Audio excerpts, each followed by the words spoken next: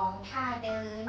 ใจถุงทรายทวงน้ำหนักบริเวณข้อเท้าทั้งสองข้างขณะเดินออกกำลังกายนานประมาณ30นาทีประโยชน์ของการใจถุงทรายทวงน้ำหนักจะช่วยเพิ่มความแข็งแรงของกล้ามเนื้อบริเวณแขนขาไหล่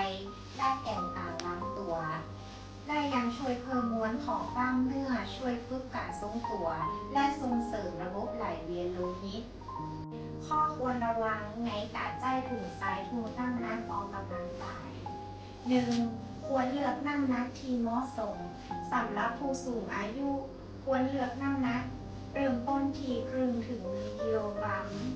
2. ควรมีคนดูแล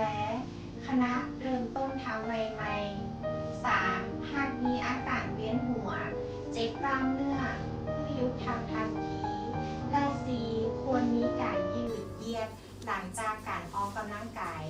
ด้วยการใจถุงทราย